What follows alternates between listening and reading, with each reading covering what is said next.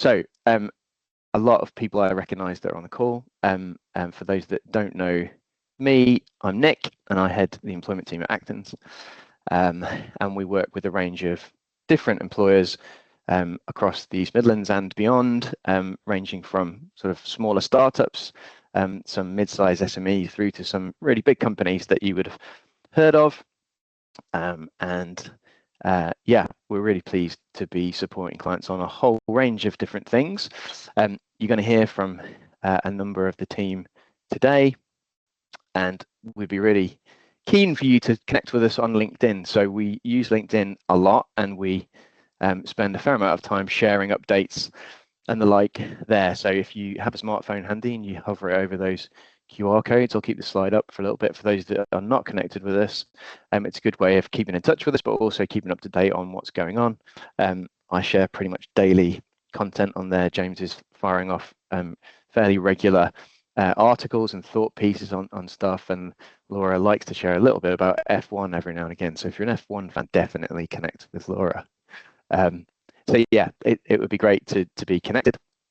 We're obviously showcasing some of what we know on the Employment Rights Bill today and the way that we approach advice and what we would suggest, but we'll also be letting you have a little brochure as part of the follow-up to the session, just covering some of the stuff that we offer. And obviously we would love to work with you if you need support on any of the areas that we cover, through from settlement agreements and exits for employees, through to employment tribunals and employment documentation, sickness absence management, and we're also doing a lot of training at the minute, often linked to some of the issues that we're going to talk to this morning, but helping HR teams and managers in particular get kind of up to speed on how to manage better, I suppose, some of the issues that are becoming increasingly important and will become even more important with the ERB coming down the tracks.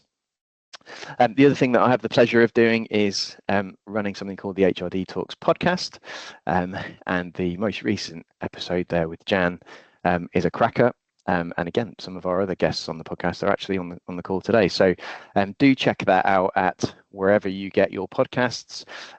It's a great insight, I think, into the career journeys of some really senior and experienced HR people and their advice on how to progress your career, but also on the kind of current topics of interest. And Jan in particular is very open about leadership and her own struggles with mental health and illness, and how best you manage people through change. So it's a really good episode, and as I say, you can find that on pretty much all podcast streaming services. So there's a little plug for that. In terms of today, as I say, you're going to hear from me, James and Laura in the team, and we're going to jump around a little bit in terms of what we cover, because the bill covers so much. But just in terms of setting the scene on what we're going to look at, we had envisaged when we started advertising the webinar in the first place that we would be talking about things you could do now to get ahead of the Employment Rights Bill coming. And what we didn't quite spot was that the government would launch a document called that they're describing as their roadmap to implementation of the Employment Rights Bill, and that obviously has helped shape the timeline for some of this stuff coming in. So we've kind of pivoted or amended what we were talking about slightly to include some more of that, because we have visibility on some of the expected timeline on this stuff now, which is great. But we are still going to focus on the key areas that we think are particularly significant for you guys as employers, and also some kind of focus that we think might be worth applying to those areas now before this legislation arrives. So hopefully that's really useful too. In particular, we're going to be able to look at getting ready for day one unfair dismissal rights. We're going to look at fire and rehire, which I think in particular is something that we think that employers are missing the significance of. And we're also then going to jump around a little bit towards the end and highlight some of the kind of noteworthy amendments that have been made recently, because the bill is passing through Parliament, as you're probably aware, at the minute. So a quick look at the timeline. I've mentioned already the roadmap, which is the document on the right-hand side with the guys digging in something or other, the road or sand or a housing estate or whatever it might be. You probably will recognize the lady hanging on the side of a building, which was the next steps to make work pay document, which was kind of the introduction to the ERB. And I would encourage you to check out both of those documents if you haven't already. The bill itself is a bad idea to go anywhere near, in my view, in terms of trying to understand and read that. But those two documents are much more accessible, much shorter, and give you a flavour of what the government's intention behind all of this is, and the kind of headline changes that are coming. So if you haven't looked at those, definitely worth a look. In fact, at some point we'll pop a link to at least the roadmap into the chat. So we have that roadmap. In terms of where the bill's at the minute, it's been in the House of Lords, I think, this week, and they've been making various amendments to it, which again, we're not going to cover in massive detail, but we may kind of allude to, partly because we think lots of the changes that have been made aren't in line with the government's manifesto and what they said they would do in these various areas, and therefore we expect that it will go back to the House of Commons, that the government will, clearly with a very large majority, will reject lots of that stuff, and therefore it's likely to progress as the government intended in the first place. So there has been some noise in the press about, oh, this has changed and the Lords have complicated things, and I think those that are confused by how this is all going, it's understandable, because some of those changes were actually fairly fundamental, but we think are likely to be rejected, as I say, and it will go through in the format that most of us were expecting, subject to the various things that we're going to cover in the session. But in the roadmap document, we do have some timescales which are, I think, helpful in terms of your planning for what's coming, even if we don't have all of the detail on a lot of this stuff. So clearly the detail will be important, and we're about to, I think, start an even more intense period of consultation, where the government will launch consultations on their proposals, get responses to those, and then decide, what the secondary legislation, as it's called, mainly in regulations, where they will fill in the gaps of the detail through bringing in those regulations that effectively implement the detail that we need. So that's going to be an interesting time, and I think for the next 18 months to 2 years, we're going to be in that cycle of consultation and introduction of new law. So the first of those was set out in the roadmap, was mainly relating to union activity. And again, I'm not going to go through massive of the detail, because you can see on the slides the kind of things that we're talking about, but it's basically supporting the kind of introduction and the operation of unions in the workforce and the workplace, and we think that's going to be sooner rather than later. Then we're jumping ahead to April next year, which seems like a little while off, but as we know, these things come around pretty quickly once we get into the autumn. And there's a whole variety of things that they're suggesting will come into force in April next year. Some of those being kind of family-friendly rights, so paternity leave, parental leave. We'll look at SSP changes, removing the kind of the waiting period there.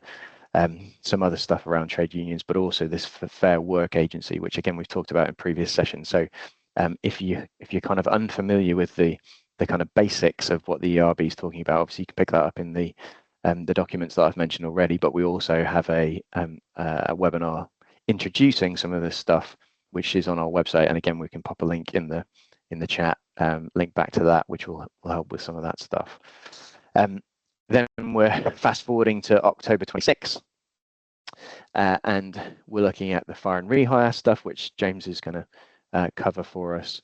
We're looking at some more trade union stuff. We're looking at some more things around sexual harassment and third-party harassment.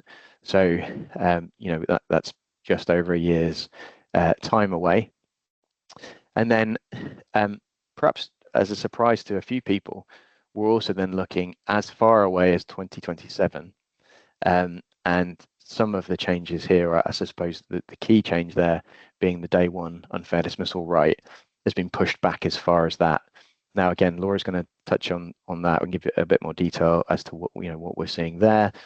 But again, I think there's varying views as to whether delaying that is a good thing or not. I think it's designed to give business opportunity to prepare and plan, but my own personal view is that it also creates a longer period of limbo and uncertainty to a certain extent, because we still don't have the detail as to how that will actually work. So we'll see on that one.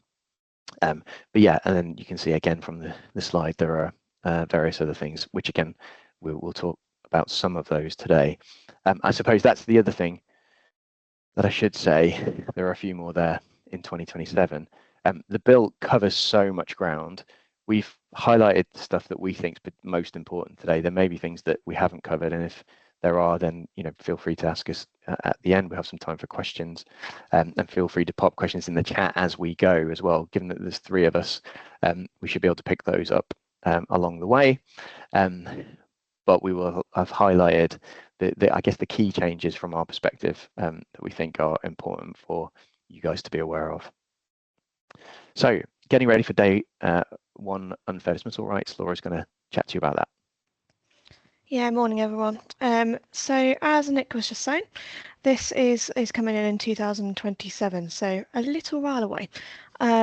There's no more specifics on when in 2027, I'm afraid. So it's one of those ones that at some point in that year, this will come in, and obviously we will keep you updated when we know any further on that. So there's still no details or regulations on what the initial period of employment is or what the light touch is.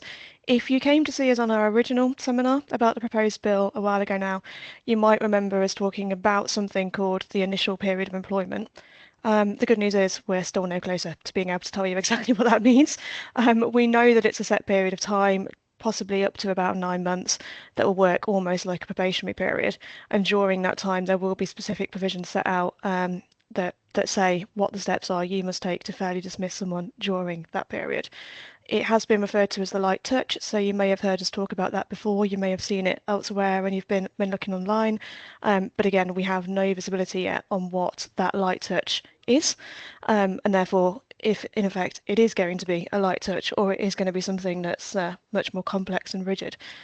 James and Nick pointed out that there was something that could happen and go back to something that happened before, which was similar to the statutory dispute and disciplinary procedures that I'm reliably informed were in place between around 2002 and 2009. I was still at school, so I never practiced when that was in place, but I know that for some of you on the call, you will have been dealing with things when that was in place, and obviously Nick and James were aware of that and have practiced that before. So if it does go back to something like that, it's something that we can pick up, and we can obviously talk you through what the procedure is going to be.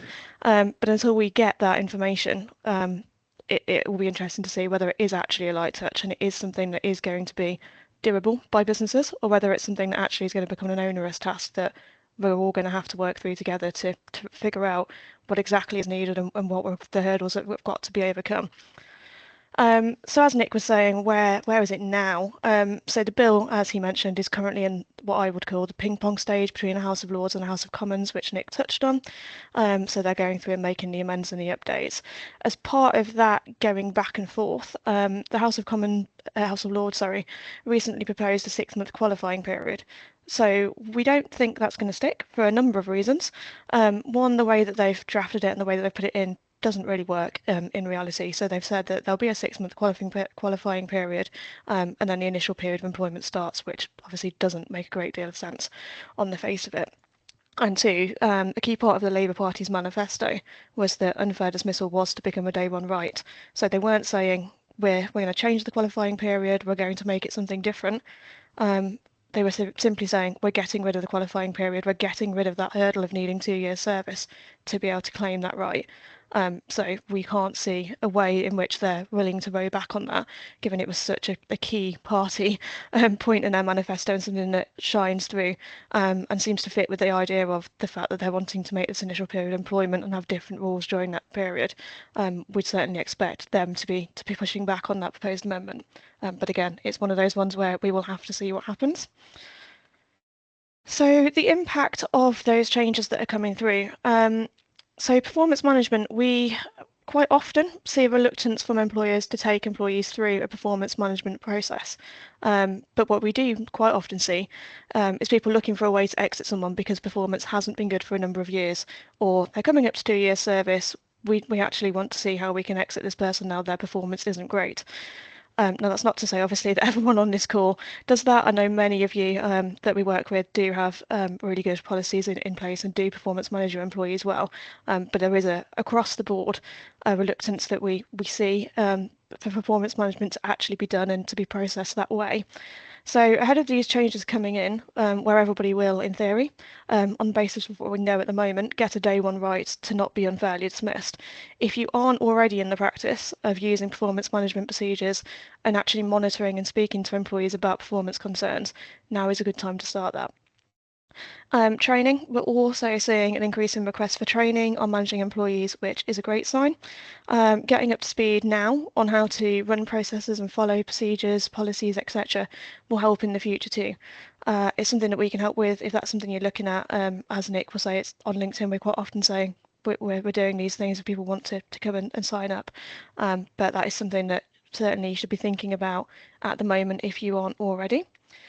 And then the key question is why wait? All of these things are important now. So properly reviewing probation periods, performance and training can already help you mitigate any potential claims that might be coming through.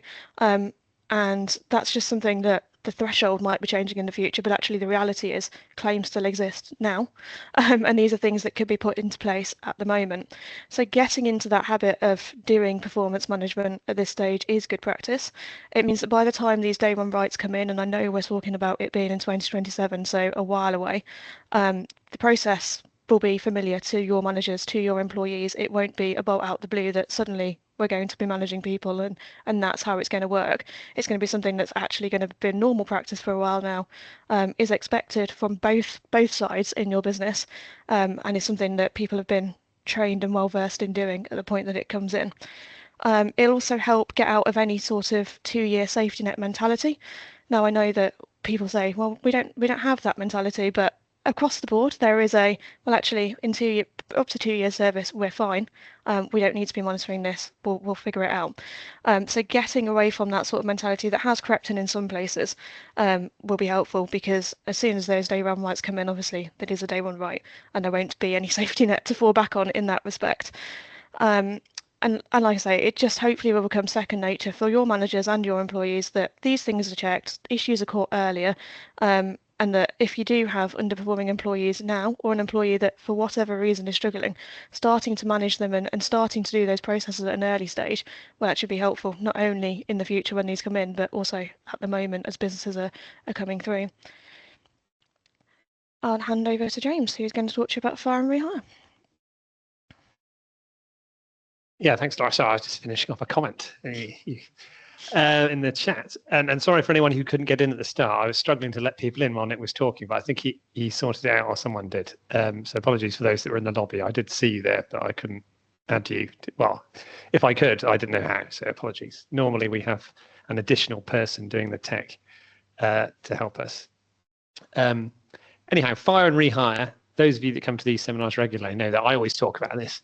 So it's going to be a continuation of a theme from previous events. So a bit of a history. As you all know, one of the big sort of Labour manifesto promises and features of the original Employment Rights Bill was this ban on fire and rehire.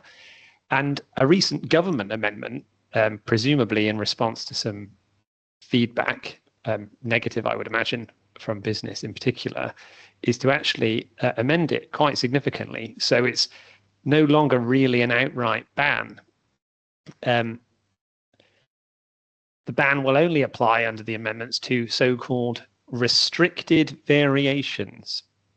So in the original draft, just to recap, it would be automatically unfair if you dismissed an employee for refusing to agree to a contractual variation, or because the employer intended to employ another person on varied terms in substantially the same role. So it covered absolutely everything. It could be the most minor or insignificant change to a contract, but if they refused to agree to it, it would be automatically unfair. There was a defense, but it was designed in such a way that it would be relatively useless in most situations. And that was where the employer could show that they were acting in financial difficulty, affecting their ability to carry on business as a going concern. So they were sort of near insolvency. It wouldn't be enough to say we need to save money so that we're still making profit, for example. That would be nowhere near meeting the threshold of this sort of near-death financial burden. So you're probably thinking, well, what are these restricted variations? Well, it's not quite as good as it sounds if you were thinking that the outright ban was bad and this might be better, because the restricted variations are quite wide-ranging, include terms relating to pay, hours, pensions, holiday. And there's also a sort of catch-all in the draft bill as it now is, saying that they could also include any other variation of a description specified in regulations that would come within the sort of ban. So essentially, it's sort of a safeguard by the draftsman that if there's a loophole that somebody works out as to how you can get around this, they can just add that in to the restricted variations really easily by making further regulations. So it's a crafty move there. I mean, perhaps the sort of headline, looking at this backwards, which is often the best way, is what is now allowed to be sort of fire and rehired in the current manner. And that would be place of work. That's sort of conspicuous by its absence from the list. So if you had a situation where you wanted to vary someone's place of work, it wouldn't be automatically unfair to go through a fire rehire process. But on the flip side, the example I've used in a number of previous sessions, sorry for those that come to all of them and they're bored of this example, but it's where, for example, a factory wanted to change its shift patterns, perhaps because of increased production, where they might have a morning and an afternoon shift, and they want to create 3 shifts and run the factory for more hours because they've got increased demand. Because that would seemingly relate to a restricted variation that's caught within the ban. If you were dismissing someone because they wouldn't move from their now defunct morning shift to the slightly earlier morning shift, because that related to hours, it would be automatically unfair. So I can still see some significant problems with this for employers, and consequences that to me don't make a lot of sense, such as in that example where businesses will just be stuck with terms and conditions or run the risk of unfair dismissal claims. There's also new statutory provisions applicable when assessing the fairness of a dismissal. So currently in any type of dismissal, conduct, capability, redundancy, the statutory test is set out, which in broad terms is the tribunal assessing the reasonableness of the employer's decision. And depending on the type of reason, redundancy, conduct, you're probably all familiar with various bits of case law, which guides the tribunal as to how they do that. In respect of fire and rehire dismissals, there is already a whole load of case law as to how that fairness is established. I'm not going to go into that now, but what slightly oddly these amendments to the bill do is they add new words into the legislation which expressly sets out the things tribunals would have to take into account. And they're the 4 bullet points on this slide. Now, it's potentially a bit irrelevant because, frankly, the first 3 are all things that the tribunal would probably consider anyway based on the current case law. But I suppose the 4th one is that they could add new things in by way of the regulations. It does seem slightly curious that they're putting this in the legislation when in all the other types of unfair dismissal that's been going on for years and years and years, like redundancy, it doesn't specifically say you have to inform and consult, you have to adopt a fair basis for selection, because everyone just accepts that's what the case law says and the tribunals apply it and everyone knows where they stand. So it's slightly curious and doesn't really do much, but because it's new and in, I'm reporting it. I see something in the chat from Carl. With the proposed changes, what would SOSR cover? Well, it would cover all that it currently does, except that it wouldn't cover things that are automatically unfair. And so what this new law would do is just add in a new category of automatically unfair dismissal where it's going to be no help to you to plead SOSR. The other curious thing about adding these provisions on assessing the fairness of a fire and rehire dismissal is presumably there's going to be many, many fewer such dismissals, or even if there are such dismissals, fewer dismissals of this nature where this will even apply, because a whole load of them will be automatically unfair because they'll relate to the other stuff. So you'll never get to the point of assessing whether it was fair in the normal way, because it's automatically unfair because it related to pay. So it's a slightly odd change, but there we are, because it was in the bill. We thought we'd make you aware of it and just explain what it's about. And the other significant change the government have made to the fire and rehire piece actually takes us back to where this all began, all this slightly strange campaign about fire and rehire, which all arose out of the P&O situation, which had nothing to do with fire and rehire at all, which, for those that briefly don't remember, is where P&O dismissed a whole load of employees and replaced them. They didn't rehire them. They replaced the fired employees with agency workers based abroad. And that was completely outside the scope of the fire and rehire legislation. The legislation that was relevant was the consultation under redundancy and the Trade Union Labour Relations Act. So the ban on fire rehire, as it was originally drafted, wouldn't have changed that situation at all, because the fire and rehire related to contractual variations or replacing employees with other employees on different terms. So perhaps someone sort of pointed that out, and they thought, oh, we better amend the bill so it actually covers the P&O situation that we were so concerned about in the first place. So what the new right the bill does applies where employers dismiss employees, and the principal reason for dismissing them is replacing them with people who are not employees. Now, it's not absolute, so you need to look at the final bullet point on this slide. It will only be automatically unfair provided the replacement individual, e.g. someone who's not an employee, obvious examples of who that might be contractors or agency workers, is if those replacement individuals are carrying out substantially the same activities as the employee, and the dismissal is not wholly or mainly attributable to the fact that the employer's needs for those activities have ceased or diminished. So that's kind of word soup that I've taken out of the bill. What does that mean? Well, you might be familiar with the sort of the phraseology there, ceased or diminished, because it's very similar to the definition of redundancy in the Employment Rights Act. So if you had less work for employees, and say you had a full-time employee doing your cleaning, but you decided you wanted to have a contractor come in and clean 2 days a week, then you could say that it's not automatically unfair because my need for the employee is ceased or diminished, and the replacement individual is doing a lot less. But conversely, if they were doing the same amount, that would be automatically unfair.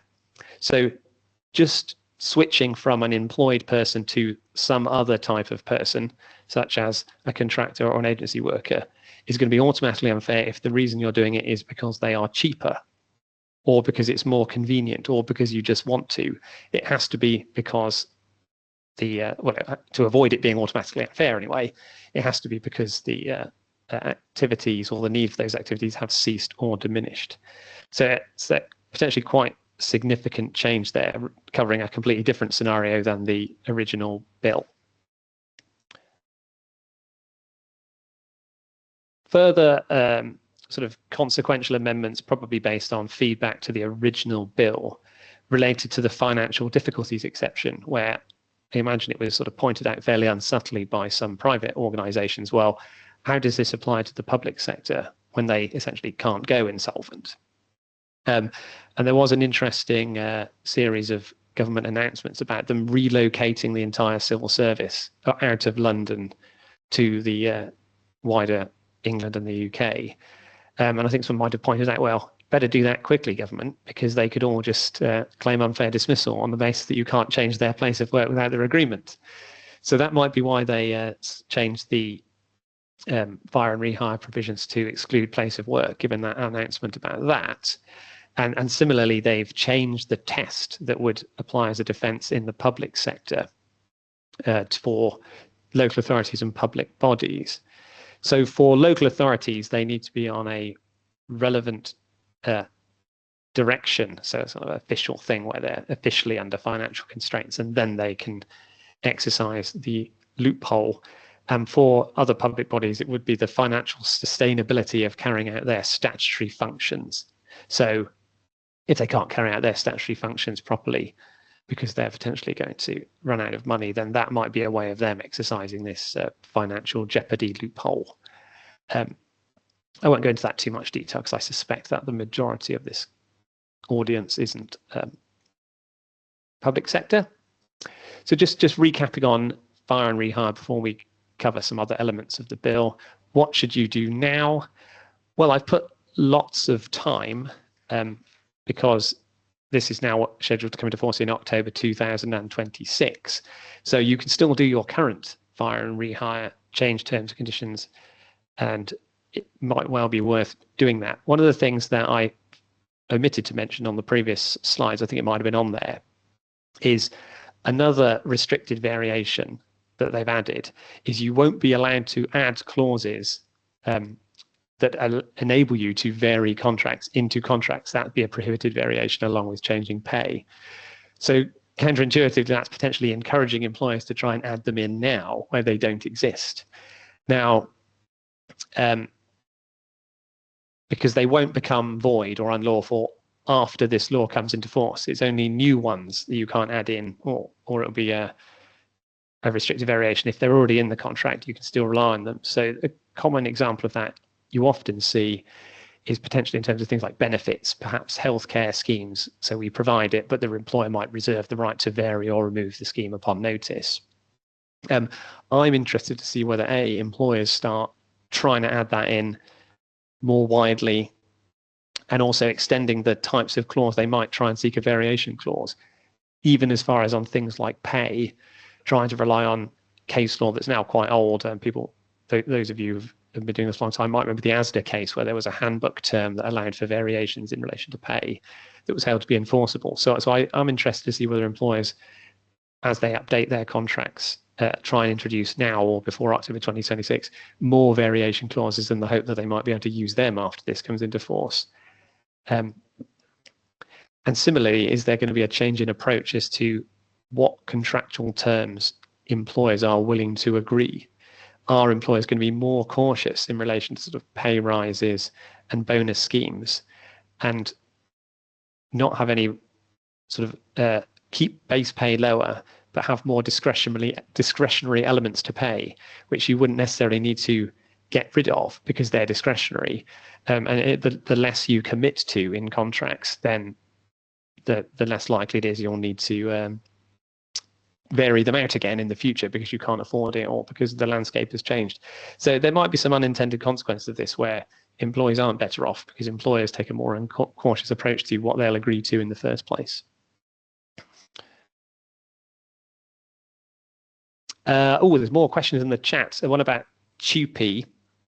So it's a good point about outsourcing. So if you were replacing an employee with an outsourced worker in the example I gave, then if TUPE would apply, then this whole issue of fire and replace would never arise, because if TUPE applied, then the employee would just transfer on their terms, so there'd never be a dismissal.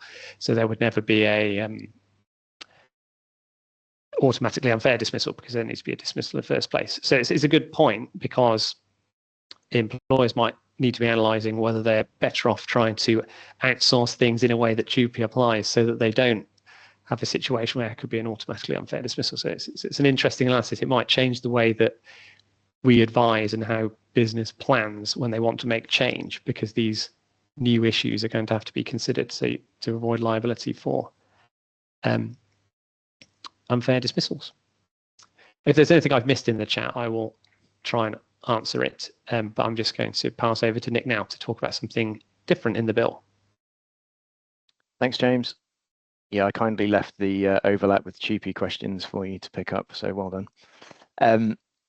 The other changes that we're going to look at, so now we're going to jump around a fair amount, and James and I are going to dip in and out, so you'll hear from both of us.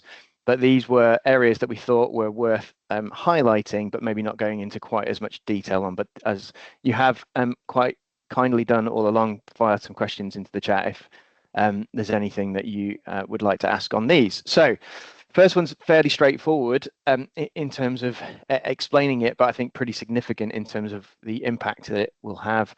And that's an extension of the time limit for bringing claims in the employment tribunal for employees from 3 months to 6 months. So currently it's 3 months and it will be extended to 6 months. There were, I think, proposals initially that this would only apply to discrimination claims from memory, but the proposal has been extended to pretty much all claims, so discrimination, unfair dismissal, and others. So I think actually fairly significant in terms of that change. It's expected to take effect in October next year, so again, still plenty of time. But I think given the current state of the employment tribunal system, and we have certainly seen an increase in employment tribunal claims recently, the stats released by the tribunals suggest that that was the case, as well as our kind of, our own practice. We think this could be pretty significant from that perspective too. The government's sort of stated objective behind increasing this is to give employees and employers more time to resolve issues before an employee needs to bring a claim, as in they're not up against that tight 3-month time limit. I suspect, well, I have my personal view is that it's just going to result in more claims. And if people couldn't resolve things within 3 months, they're probably not going to resolve it within 6 months. And therefore, all it's doing is actually extending the amount of time that employers have to wait to see whether they get sued by employees. But we tend to act mainly for employers and perhaps have a bias on that front as a result. But I think, as I said, we're already seeing claims in the employment tribunals being listed well into 2027. So there's a long backlog, there's a long wait, and we think that this will result in more claims and therefore an even bigger workload for the employment tribunals. So if there isn't additional resource thrown at that system, it's going to be pretty chaotic, I suspect. Flexible working, James.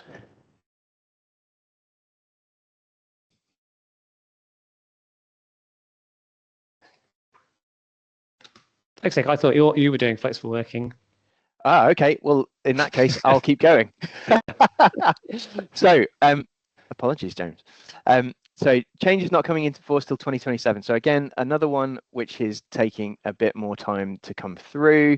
And again, I think there wasn't much on this because actually there were changes not that long ago to flexible working, or it feels like not that long ago, where there were updates around how the process should go and the number of requests being extended to 2 and so on. But there is this new provision, which is the power to introduce regulations that could impact on the process that needs to be followed.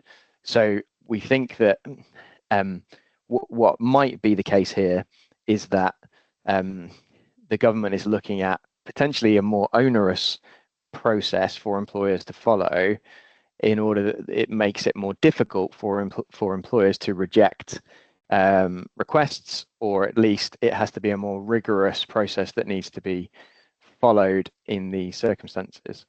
So again, it's highlighting what might be coming as opposed to a change now. And again, the fact that it's well into 2027, we think suggests that they are looking for more time to consult on a potential new procedure in this area. So one to keep an eye on, not one to worry necessarily about at the minute. And now I'm hoping that James is going to pick up third-party harassment. I am indeed, and I did just answer something in the chat, so I was aware of the flexible working thing. So you said what I would have said. Third-party harassment or harassment, as we covered in the last section, that important distinction between how people pronounce it.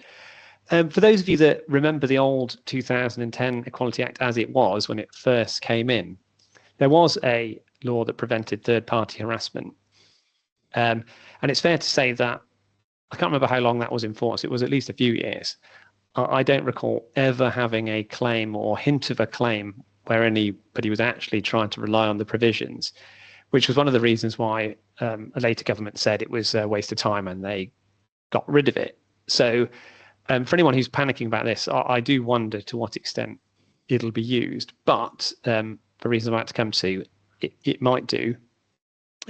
Because back in the old world, the duty on an employer or the ability to bring a claim for third-party harassment would only really arise where the employer was on reasonable notice of the issue. It was almost like a three strikes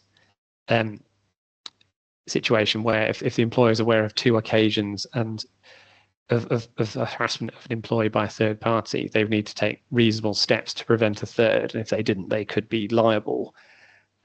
Whereas the new right is different. Employers will be liable for harassment by third parties where the harassment occurs in the course of employment and the employer has failed to take all reasonable steps to prevent it. I'm going to come on to the reasonable steps point in the context of sexual harassment in a second. But as you probably recall from previous sessions and just the words themselves, all reasonable steps is on the face of it quite onerous. The one perhaps saving grace in third-party harassment, this provision, a bit of a nerdy legal point, but the burden of proof on the all reasonable steps on this type of claim is on the person bringing the claim. Whereas in the other examples I'm going to come to on the next slide, it's the opposite, where the employer has to show they took all reasonable steps.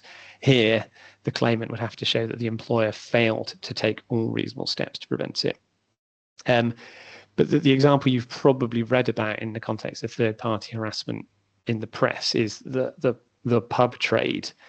And I can see there being interesting cases emerging as to all reasonable steps. I mean, I wonder whether or not it will be all reasonable steps in a pub to just put up a sign. Because if you compare it to what an employer might be expected to do, like have an equal opportunities policy, train them on the policy, it seems a bit ridiculous if you're having people in a pub that they all have to sign a equal opportunities document on an iPad upon entry on a Saturday night. It seems to be ridiculous to suggest that's reasonable. So it'd be interesting to see how far the case law goes as to what's reasonable and how sort of real world tribunals are going to be in the context of different jobs and sectors and what it is actually reasonable for employees to do. Probably easier to think back on this once we look at the sort of established case law on reasonable steps. So I'll flick this slide to the duty to prevent sexual harassment, which is the next one. Now, I think we did a seminar about this at the time in October 2024. There was the change where employers were required to take reasonable steps to prevent sexual harassment of his employees in the course of employment. Now, that related to sexual harassment only, not other types of harassment, and not oddly harassment related to sex. So you could make a rude sexist comment that wouldn't be triggered by this duty because that's not sexual harassment, that's harassment related to sex. It would have to be a harassment of a sexual nature that's covered by this duty. And the change that's coming in the Employment Rights Bill in autumn 2026 is to add the words all into the duty, all reasonable steps versus reasonable steps. Now, some commentators have talked about, is there even a distinction between reasonable steps and all reasonable steps? I probably lean towards there being so, and you'd think tribunals would interpret it as if it's a difference, because otherwise, why have the government added in the words all? But the one vaguely helpful thing about the all reasonable steps wording is we already have this concept as a defense for vicarious liability and discrimination claims, where employers can say they're not liable for the discrimination of one of their employees because they took all reasonable steps. So how do you decide whether you've taken all reasonable steps, or more pertinently, how does the employment tribunal decide if you've taken all reasonable steps? Well, firstly, they say, well, what steps did you actually take? And then secondly, they say, were there any other reasonable steps? And if they think that there were other reasonable steps that you didn't take as the employer, you didn't take all reasonable steps. So it's a pretty high bar because it just requires a claimant to say, yes, I know they did X, Y, Z, A, B, and C, but they didn't do D, and that would have been reasonable. And if the tribunal agrees with them, then you've failed to take all reasonable steps. Now, the original sort of logic behind the all reasonable steps defence as a general defence to a discrimination claim was that it was supposed to be difficult because often if an employee is harassed or discriminated against by another employee, that employee may not have the means to compensate them for the injury to feelings award they might get, say £20,000, as just picking a number out of the air. So if the employer is vicariously liable, then that gives the employee a remedy, and also it clearly encourages the employer to take steps to prevent it. So it's a difficult one for employers. I don't think the new duty in practical terms, the purpose of today is one of his practical terms, changes what you're doing in practice, because if you're taking reasonable steps now, it would seem sort of perverse if you were saying, well, we're taking these reasonable steps, we won't take all reasonable steps, we'll just leave off these ones, because you're still at risk of the tribunal saying, well, that's not reasonable steps because you could have done X, Y, and Z. So it makes it harder, but I don't think it's a particularly significant change in practical terms. It just might be in outcomes if these things get litigated. And I think my final slide, oh no, I've got one more after this, is on guaranteed hours. Now, this was one of the sort of headlines in the original ERB about the abuse or misuse, or I'm not sure what the correct term is, of 0 hours contracts, which again generated a lot of press coverage, and some sort of flashy solutions were bandied about. And I think what's happened is that the government have realised that drafting the solution to this in 100 days from when they came into power was impossible. And what they've done is, if they've put something in the bill that has received quite a lot of negative commentary. And so my take on this is that they've just kicked it down the road further. I mean, implementation has been delayed until 2027 at least. More consultation is promised, which seems to be just repeating previous amounts of consultation. One of the things they did clarify that wasn't especially clear in the very original version of the ERB, so those of you that came to our in-person session, we did speculate, well, it currently doesn't cover agency workers. Well, they subsequently clarified that it's going to, but how it's going to work in practice is still very, very murky. The key concept seemed to be that the regulations as they're currently drafted apply to 0 hours and lower hours workers, which sort of set a magic threshold of anybody who does enough hours not to be a lower hours worker, which would mean that you avoid these provisions entirely. And the problem with that is, if you set the lower hours threshold too high, it'll create massive burden for employers having to offer guarantee hours supposedly based on a 12-week reference period. Although I don't think the 12 weeks has been officially announced. I think that's just speculation. And if the lower hours workers is too low, then they're going to have all this complicated law that's pointless, because everyone will just set their minimum at if it was 5 hours, they'd set it at 5, so it doesn't apply. And one of the big problem areas with the guaranteed hours regime that most commentators have flagged is the issue of seasonal hours, and there is talk of closing that off or methods around it. But I think that the fundamental problem with the guaranteed hours in the Employment Rights Bill, I won't go into the detail. If anyone's brave enough, they can. But that may be wasted time, because it may just disappear or be changed or never come into force.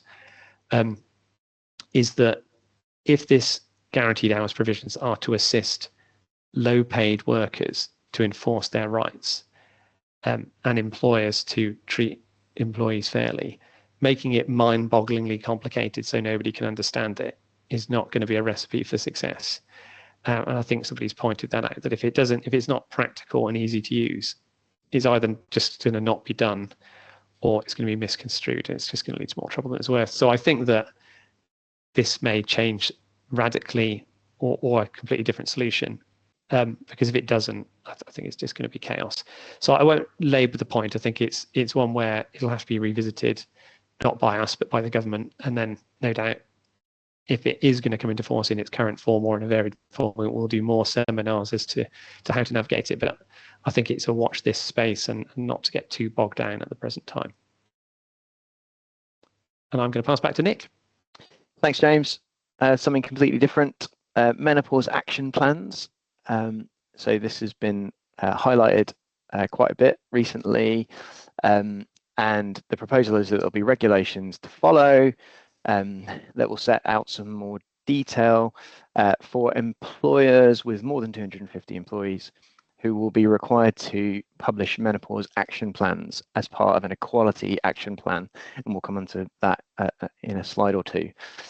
There'll be penalties for not producing the action plan, and the regulations. And again, this is a common theme, isn't it? That we don't have detail yet, but we're highlighting that this is coming. But the regulations will contain detail as to what those action plans need to include, how often they need to be published. And again, the roadmap has introduced some timescales for this, and the fact that they're indicating that they may be introduced on a voluntary basis from April next year, and then be compulsory in 2027. So again, a fairly long lead time that you might want to consider, introducing this on a voluntary basis when the details available in the spring of next year. Menopause, a topic that I did a post about, a personal post, I suppose, about recently, which I'll pop in the chat. And I think raising awareness is a good thing, and I suspect this will be a useful introduction. Quite how detailed it will be in terms of what's required in the action plan, we'll obviously have to wait and see. But I think it'll be interesting to follow that in more detail. James, I think we're jumping back again. Yes, this is the last slide I think I'm talking about. Change to collective consultation trigger. This is just as sort of a reminder slide, really, because this one hasn't been changed in the most recent iteration of the Employment Rights Bill, but because it was changed from the very original version, for those that have not been keeping up, and I don't forgive anyone who hasn't, because it's a moving feast and it can change from day to day. But when it originally came in the original version of the Employment Rights Bill, there was talk of getting rid of the one establishment test altogether, which would have meant that employers had to aggregate the number of redundancies they proposed to make or had made within the 90-day period to assess whether the duty to collectively consult with appropriate representatives applied. Whereas the current proposal is from 2027, the duty to consult will be extended to apply where, and the first bullet point is just where it currently applies. So that's not new at all. That's the current law, where there's a duty to consult where you propose to dismiss 20 or more people as redundant at one establishment. But the addition is this second point, which is sort of in the style of the Employment Rights Bill, a bit opaque. Some other threshold test which is met when assessed across an employer as a whole. So it strengthens the right in that it makes it potentially apply in more situations, which is what the purpose of it was by the government. But they don't say what it is. It's likely to be either a bigger number than 20, or perhaps more likely a percentage of the workforce. And it will just expand when you have to collectively consult applies. And there are provisions, I won't go into them now, which cover the fact that if more than one site's affected, the practicality of the consultation might need to be different, in that you won't be expected to talk to people in Bristol about the changes you propose to make in Newcastle and vice versa, because the original legislation was all on the basis of one establishment. So without some amendments, it doesn't make sense. So they have borne that in mind. The other big change is the protective award maximum is to be doubled to 180 days gross pay as opposed to 90 days. And this was, in some ways, in terms of the penalties, it was already one of the more stringent ones that applied. So to double it is quite dramatic, and will just mean that everyone needs to be absolutely vigilant that they're ticking all the boxes of the stages of collective consultation if that situation arises in the future. And in the fire and rehire context, if anyone is still doing that, because a code of practice applies to that, and if you were doing it to 20 or more people, Trade Union and Labour Relations Act complies to that, you could have 180 days plus an ACAS uplift of up to 25%. So it could get even more expensive. Although I suspect that the prospect of people doing collective consultation to fire and rehire will be ever reduced because of the automatic unfair dismissal provisions I talked about earlier. But so yes, it's just further strengthening rights on this, and it will mean that I think employers will need to be extra vigilant when doing a collective consultation exercise, because the cost of getting it wrong is increased. And the other thing this would potentially do, going back to the old P&O scenario, is the P&O strategy of, oh, well, we'll just not worry about this and just pay the employees settlements equivalent to the 90 days protective award, so it's hardly worth them suing us. That's going to be an even more expensive strategy with an 180-day protective award. And I guess that might be why the government are doing it, because you would think that employers, unless they're very, very deep pockets or their plan is going to yield significant returns, are not going to want to just pay out 180 days to all the people potentially affected as a minimum. Right, well, that's it for collective consultation. Now we'll just head back to Nick for the closing bits. Thanks, James. Just a couple of other areas. I guess this slide is a bit of a catch-all, just updating on timelines that have been set out in the roadmap. So paternity leave and parental leave to become day one rights, and that's scheduled for April 2026. And of course, at the minute, parental leave, you have to be employed for a year, and paternity leave for 26 weeks. So that will extend those rights. A new day one right to bereavement leave has also been included, and again, precise details to follow in regulations, likely consultation this year, and in force again quite a way off in 2027. And there's been a bit more detail around what might be included in that bereavement leave, including miscarriage. So there's a whole load of details still to follow on that, but I think yeah, it'll be interesting to see where that lands. And then again, just highlighting the statutory sick pay changes that we've talked about previously, but we now have a bit more visibility on the timescale. And as a reminder, the proposal is that the waiting days will be removed, sick pay will be paid, statutory sick pay will be paid from day one of absence, and that lower earnings threshold will be removed. And I think the proposal as it currently stands is that the sick pay effectively for those that are below that, or the low earners, would be 80% of their income, again scheduled for the spring of next year. Finally, I talked about equality action plans in the context of menopause. There is a sort of broader proposal, again for employers with more than 250 employees, to publish equality action plans that would also include gender pay gap plans, so kind of encompassing what is already in place for certain companies now.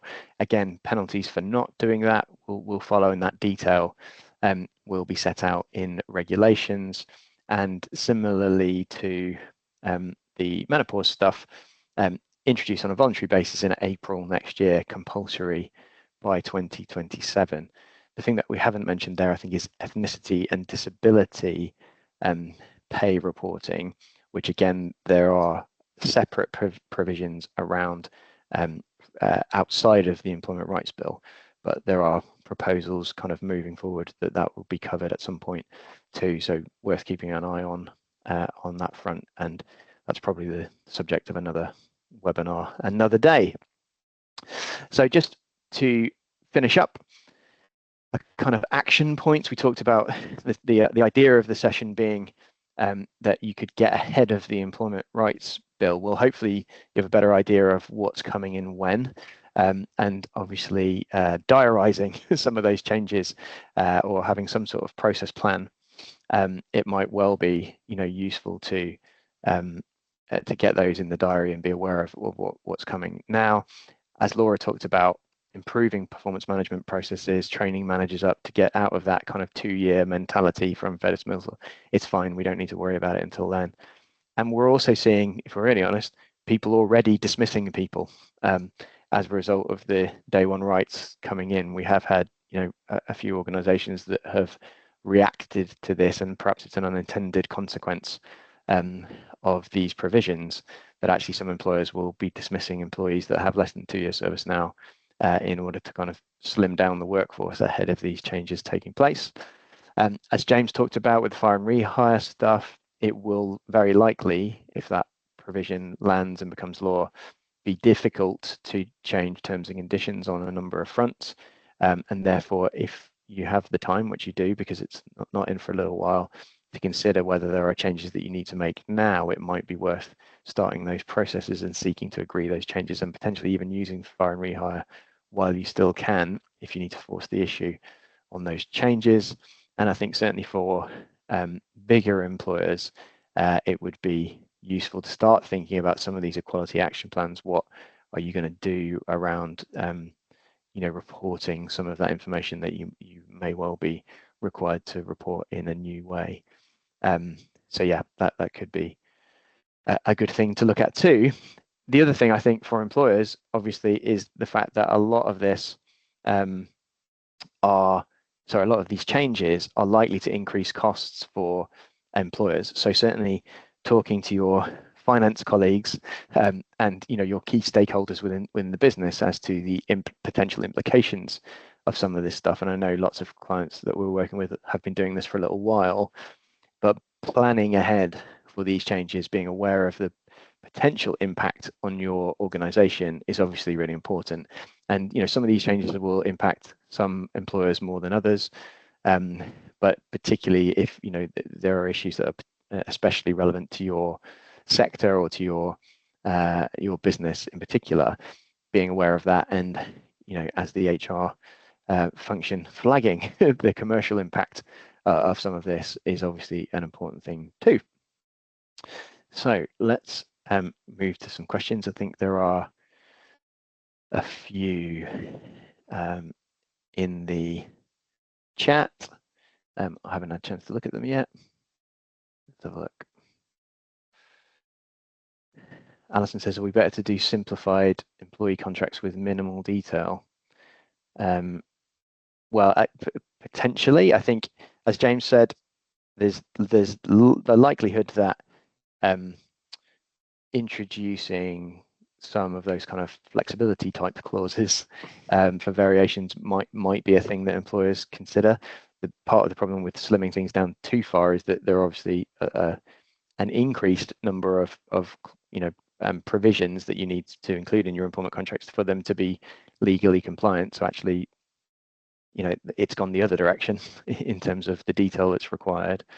So I think in reality, it will be tricky, because I think the government is looking to close loopholes, as James said, anyway, by introducing that ability to introduce regulations to close loopholes where it's necessary to. So I don't know, James, whether you've got a view on that. I think, I don't know whether it's simplified.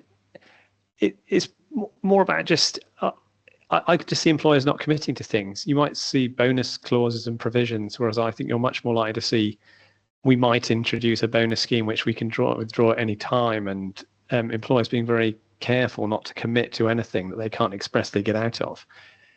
And whether then employees start pushing back, sort of saying, well, that's not good enough, and where the line is.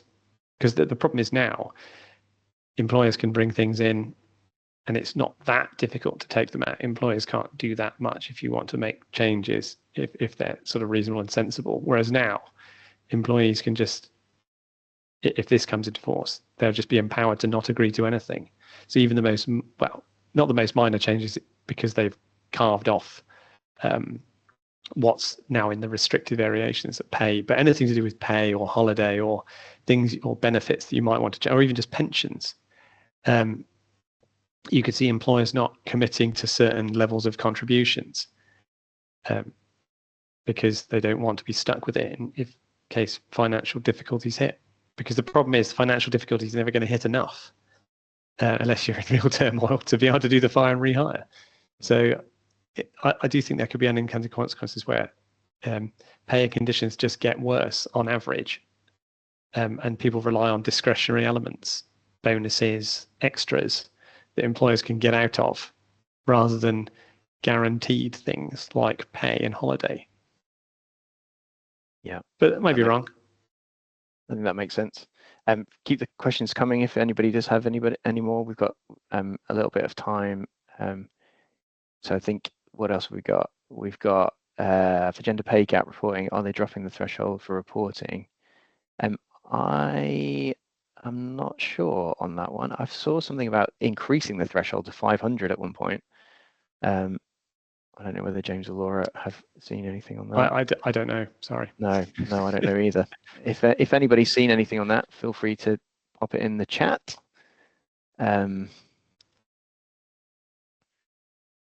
Pay transparency. So Carl says, have we heard if the government are looking to put in place any UK provisions for pay transparency as part of the Employment Rights Bill? I don't think I have seen anything in the ERB on that either. What a minefield that is, in any event. Have we got any other questions? No, Emma makes a good point about if we don't put anything in contracts, it might increase the amount of arguments where people say terms have been implied by custom and practice. You still see that relatively frequently now, where I'd say in general, as sort of a sweeping generalization, people think that terms would be implied by custom and practice more often than a tribunal is likely that they are likely to find that based on the law, because the test isn't, well, it normally happens and I've had it for a long time. That of itself isn't enough. But I can certainly see an increase in that argument if fewer stuff is said to be guaranteed, and then all of a sudden something that's happened for years is taken away. I can see custom and practice arguments coming in. Not necessarily good ones, but nonetheless, arguments and disputes arising from this. Yeah, I think that's right. I agree with that. Any final questions?